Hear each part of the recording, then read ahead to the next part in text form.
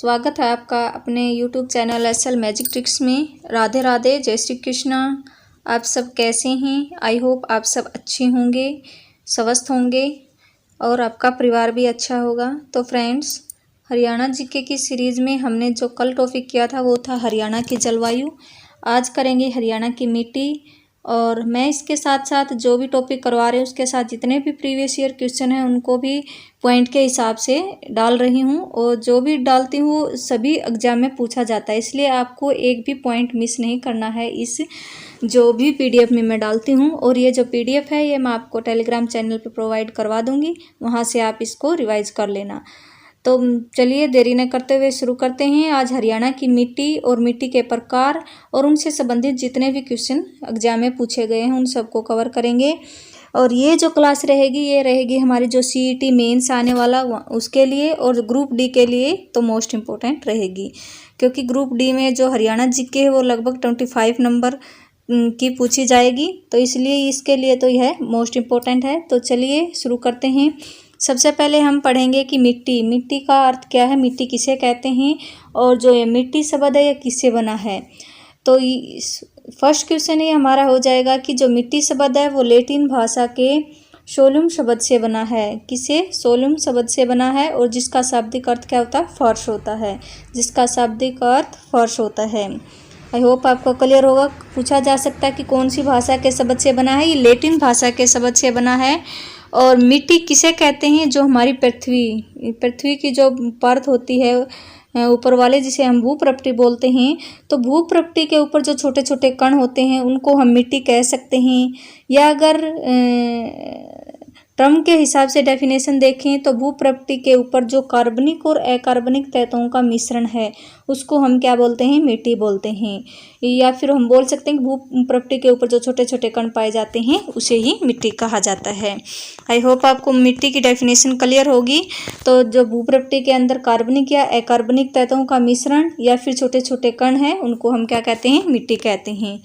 अब ये क्वेश्चन पूछा गया है एसएससी के द्वारा कि मिट्टी का जो निर्माण है वह कैसी प्रक्रिया है, तो यह एक जटिल प्रक्रिया है। आप कैसे बोलेंगे? जटिल प्रक्रिया है। और मिट्टी का निर्माण होता कैसे है? मिट्टी का निर्माण होता है चट्टानों के टूटने से। जब चट्टानें छोटे छोटे टुकड़ों में टूटकर पत्थरों में कन्वर्ट होती है, फिर पत्थर टूट कर किस में? मिट्टी में कन्वर्ट होते हैं। इस तरह से जो मिट्टी है उसका निर्माण होता है। अब ये मिट्टी से संबंधित जो हरियाणा में एक संस्था है जिसे बोला जाता है मिट्टी सुधार एवं विकास निगम लिमिटेड, जो कि मिट्टी के सुधार एवं विकास के लिए कार्य करती है। मिट्टी हरियाणा भूमि सुधार एवं विकास निगम लिमिटेड, और जिसका गठन हुआ था 1974 में, जिसकी स्थापना 1974 में हुई थी। और यह किस लिए कार्य करती है? मिट्टी के विकास व सुधार के लिए यह कार्य करती है। अब मिट्टी से संबंधित जो लवणता अनुसंधान केंद्र है जहाँ पे मिट्टी के ऊपर एक्सपेरिमेंट किया जाता है वो रहेगा हमारा करनाल में, और इसकी स्थापना हुई थी 1969 में। तो मिट्टी लवणता अनुसंधान केंद्र कई बार क्वेश्चन एग्जाम में पूछा गया है। ये रहेगा करनाल में, और इसकी स्थापना कब हुई थी? 1969 में। और करनाल में बहुत से अनुसंधान केंद्र है। एक है गेहूं अनुसंधान निदेशालय जो एक मोस्ट इम्पोर्टेंट है, कई बार एग्जाम में पूछा जाता है। ये भी कहाँ पे? करनाल में, और इसकी स्थापना हुई थी 1978 में। मिट्टी लवणता अनुसंधान केंद्र की 1969 में, और गेहूं अनुसंधान केंद्र की 1978 में। स्थापना भी पूछी जाती है, आपको याद रखनी है। नेक्स्ट, अब मिट्टी के अध्ययन को क्या कहा जाता है? मिट्टी के अध्ययन को कहा जाता है पेडोलॉजी। क्या कहा जाता है? पेडोलॉजी। आपको याद रखना है मिट्टी के अध्ययन को क्या कहा जाता है, क्वेश्चन पूछा जा सकता है। क्या कहा जाता है? पेडोलॉजी। और हम मृदा दिवस कब मनाते हैं? मृदा दिवस होता है 5 दिसंबर को, और ये हमने 2014 से मनाना शुरू किया था। तो मृदा दिवस कब मनाया जाता है? 5 दिसंबर को, और ये 2014 से मनाना शुरू किया था।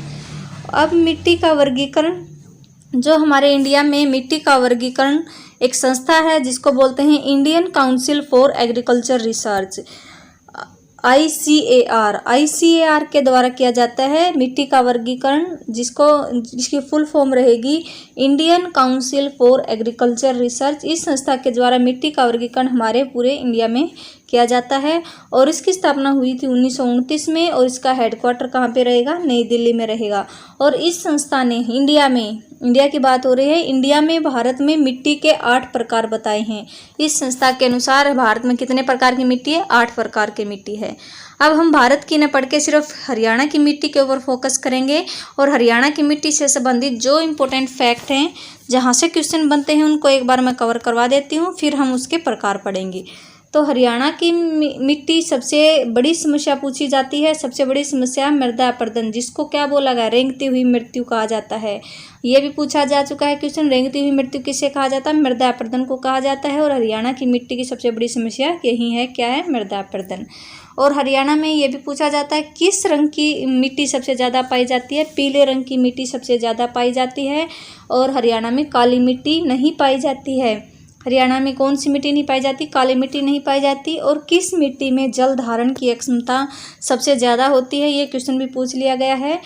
अकॉर्डिंग टू एसएससी के द्वारा चिकनी मिट्टी में जल धारण करने की क्षमता ज़्यादा होती है। अगर वैसे देखा जाए तो काली मिट्टी में सबसे ज़्यादा जल धारण करने की क्षमता होती है, लेकिन हरियाणा में तो काली मिट्टी पाई नहीं जाती, तो इसलिए चिकनी मिट्टी आएगा इसका आंसर। किस मिट्टी में जल धारण करने की क्षमता जैसे ज़्यादा होगी, चिकनी मिट्टी में। अब ज़्यादा पूछा गया है तो कम भी पूछा जा सकता है। तो जल धारण की क्षमता किस मिट्टी में कम होती है, हल्की मिट्टी में, जैसे कि बालू रेत है, उसको हम हल्की मिट्टी बोलते हैं। और उसी में मृदा अपरदन सबसे ज़्यादा होता है, इसी में मृदा अपरदन सबसे ज़्यादा होता है।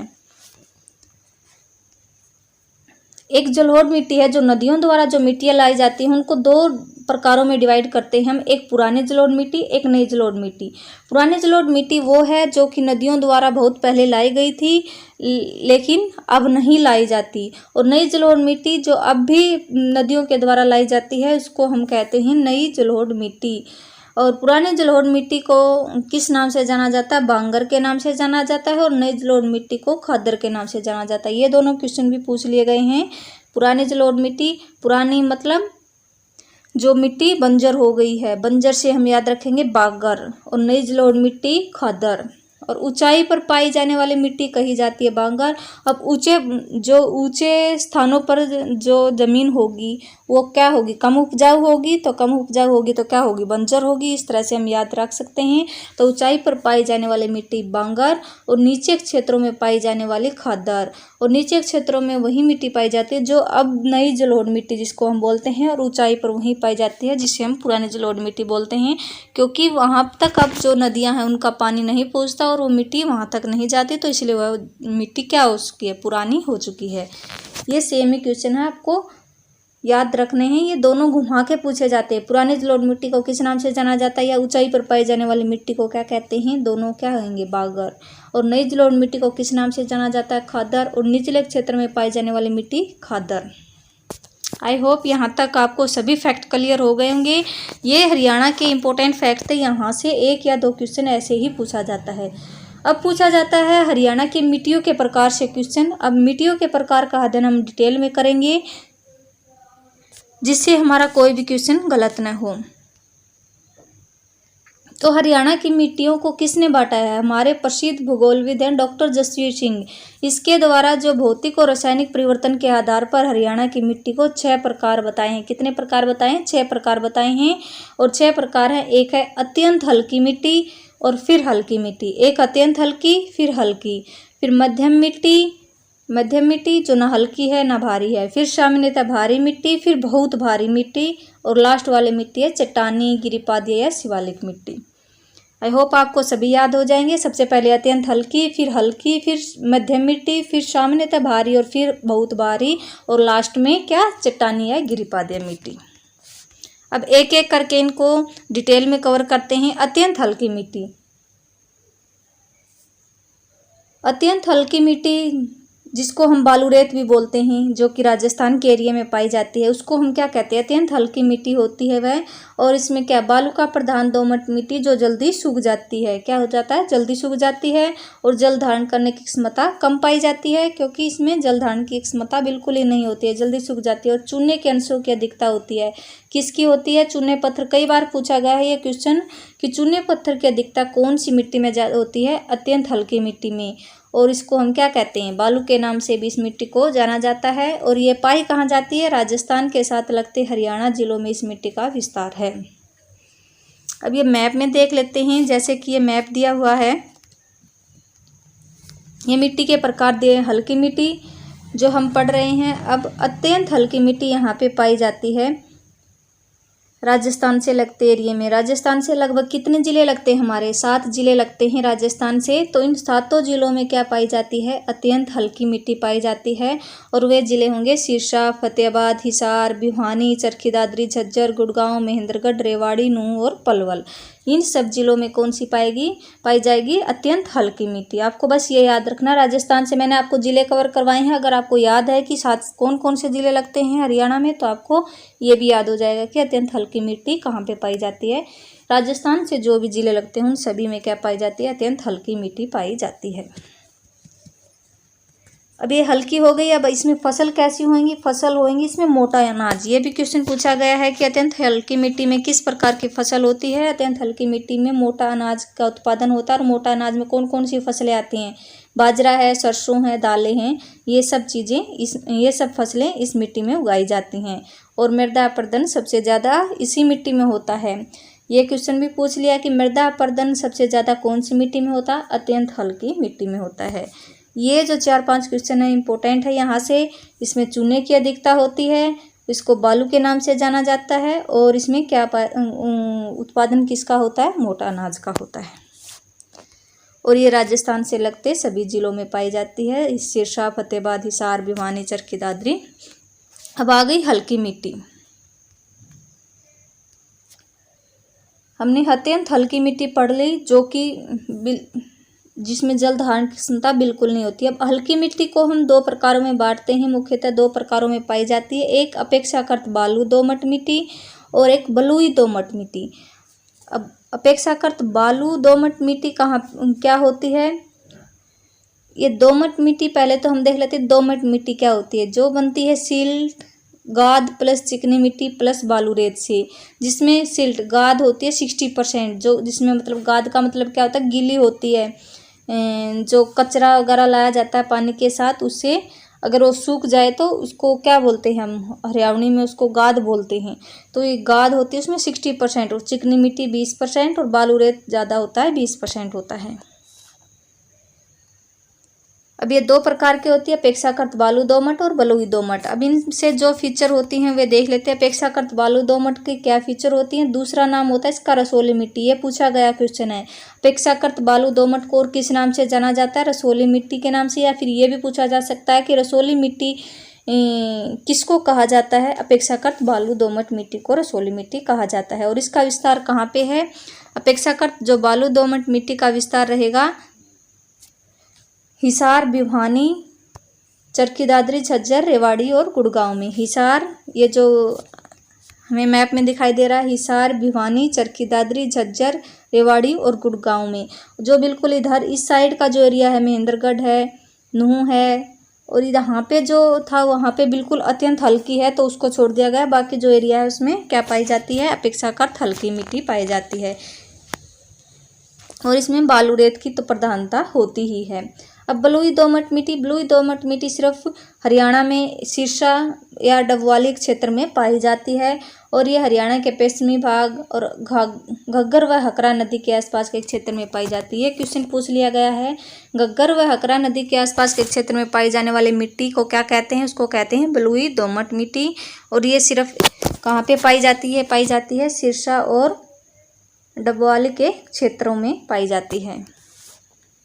आई होप आपको क्लियर होगी। हल्की मिट्टी 2 प्रकार की होती है, अपेक्षाकृत बालू दोमट मिट्टी और बलुई दोमट मिट्टी। दोनों का जो नाम है वो बालू से रिलेटेड है, आपको याद रखना है। अपेक्षाकृत बालू दोमट और बलुई दोमट को आप याद रखोगे, सिर्फ सिरसा व डबवाली क्षेत्र में पाई जाती है।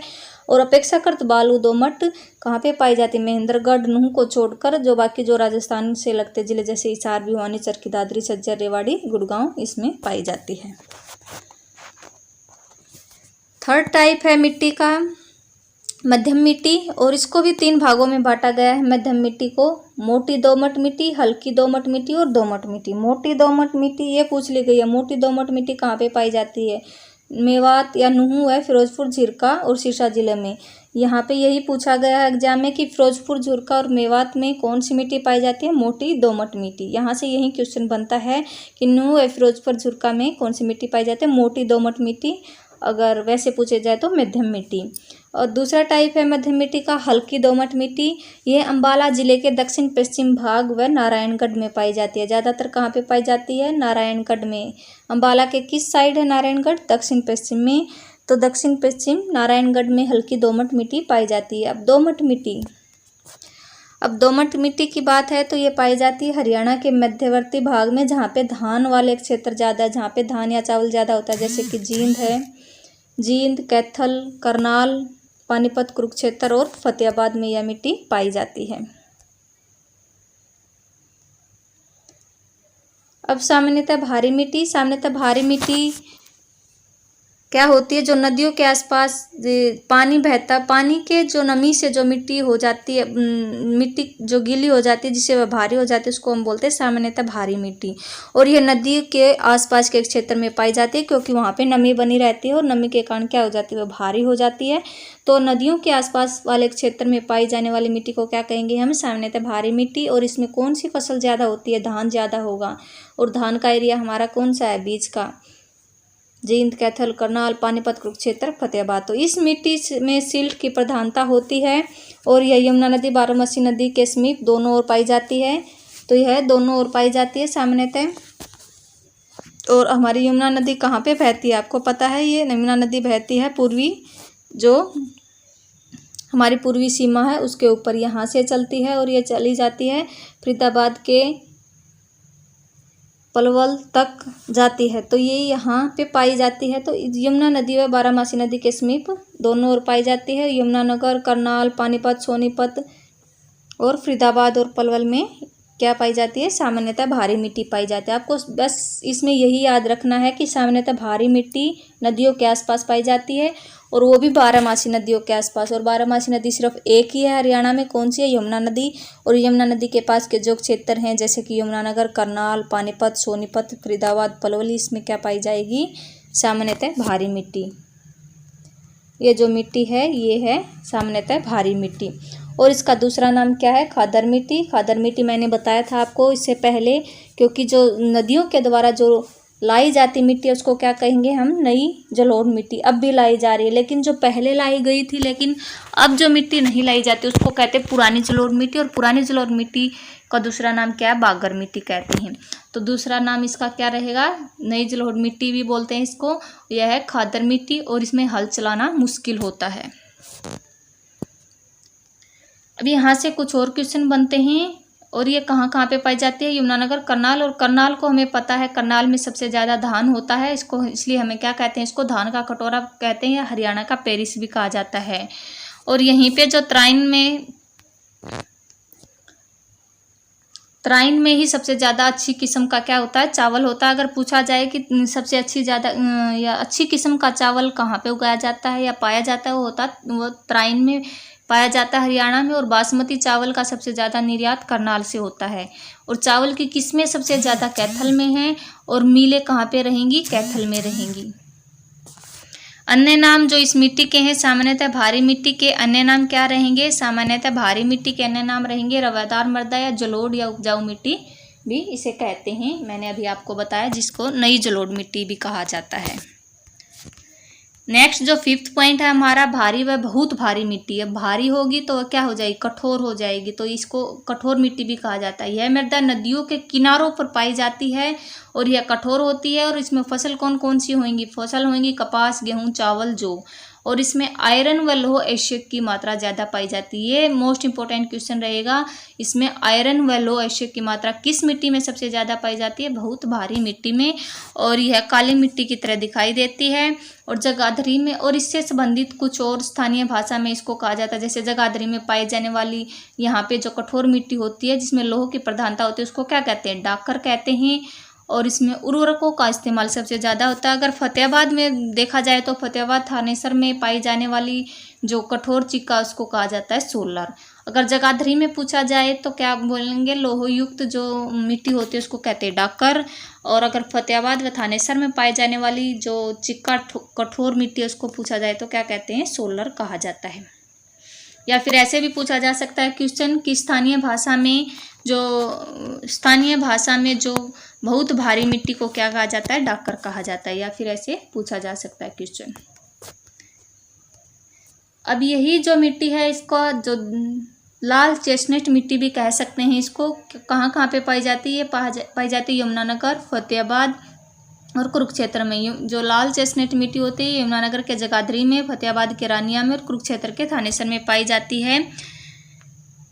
और यहाँ से क्वेश्चन ये बनता है कि लाल चेस्टनट मिट्टी में किस चीज़ की अधिकता होती है, इसमें लौह अयस्क की सबसे ज़्यादा अधिकता होती है। ये आपको याद रखना है, ये क्वेश्चन पूछा गया है। और ये भी पूछा गया है कि हरियाणा में लाल चेस्टनट मिट्टी कहाँ कहाँ पे पाई जाती है। ये पाई जाते हैं यमुनानगर के जगाधरी में, फतेहाबाद, रानिया और कुरुक्षेत्र के थानेसर में। अब यहाँ से 2 या 3 क्वेश्चन इंपॉर्टेंट बनते हैं कि हरियाणा में सर्वाधिक मात्रा में कौन सी मिट्टी पाई जाती है। वो पाई जाती है रेतीली दोमट मिट्टी या पीले भूरे रंग की मिट्टी। इन दोनों में से कुछ भी आ सकता है ऑप्शन में, आपको ऑप्शन के हिसाब से जाना है। अगर सिर्फ रेतीली दोमट आए तो रेतीली दोमट के साथ जाएंगे। अगर पीले भूरे रंग की अगर रंग में पूछा जाएगा तो पीले भूरे रंग की मिट्टी पाई जाती है। और हरियाणा में हमें पता है कि मैदानी भाग सबसे ज़्यादा है, तो मैदानी भाग में कौन सी मिट्टी होगी, पीले भूरे रंग की मिट्टी ज़्यादा पाई जाती है। और पहाड़ी क्षेत्र में पथरीली मिट्टी ज़्यादा पाई जाती है। अब हमने मैदानी भाग की जो मिट्टियाँ थी उनको कवर कर लिया है। एक बार हम चट्टानी भाग की मिट्टियों को भी देख लेते हैं, कवर कर लेते हैं। अब चट्टानी मिट्टी गिरिपादीय या शिवालिक मिट्टी। चट्टानी मिट्टी होती है हरियाणा के दक्षिणतम भाग में स्थित अरावली क्षेत्र में पाई जाने वाली मिट्टी है, यह चट्टानी मिट्टी। और शिवालिक मिट्टी जो हरियाणा के दक्षिणतम मतलब अरावली के क्षेत्र में जो मिट्टी पाई जाएगी, अगर पूछा जाए कि अरावली के क्षेत्र में पाई जाने वाली मिट्टी को क्या कहेंगे, उसको कहेंगे हम चट्टानी मिट्टी। और शिवालिक मिट्टी इसका विस्तार रहेगा मोरनी क्षेत्र में। और मोरनी क्षेत्र कहाँ पे है, पंचकुला में ज़्यादातर। तो यहाँ पे जो मिट्टी पाई जाएगी उसको हम कहेंगे शिवालिक मिट्टी। तो इसका विस्तार मोरनी क्षेत्र में है। और इस क्षेत्र में पाई जाने वाली मिट्टी लेटराइट मिट्टी भी बोलते हैं। इसका दूसरा नाम शिवालिक मिट्टी का क्या है, लेटराइट मिट्टी है। और लाल लेटराइट मिट्टी का प्रयोग हम किस लिए करते हैं, ईंट बनाने के लिए किया जाता है।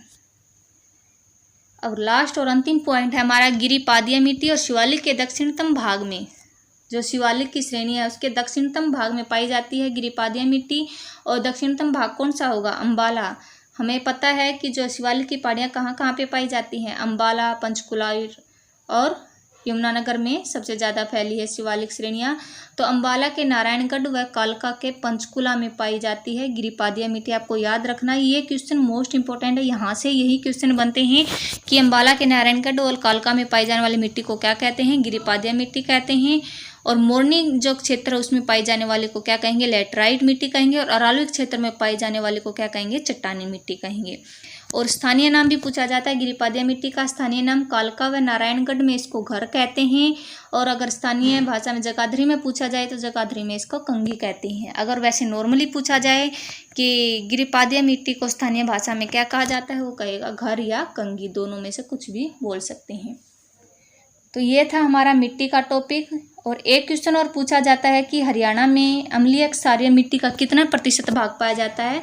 32% भाग हरियाणा में अम्लीय क्षारीय मिट्टी पाई जाती है, ये भी आपको याद रखना है। ये था हमारा मिट्टी का इम्पोर्टेंट जो टॉपिक था। मैंने इसमें सभी फैक्ट को कवर किया है और प्रीवियस ईयर क्वेश्चन को भी आपको कवर करवा दिया है। अगर आपको वीडियो पसंद आई हो तो प्लीज़ लाइक करें और कमेंट करें और चैनल को सब्सक्राइब करें। मिलते हैं नेक्स्ट वीडियो में। Thank you so much.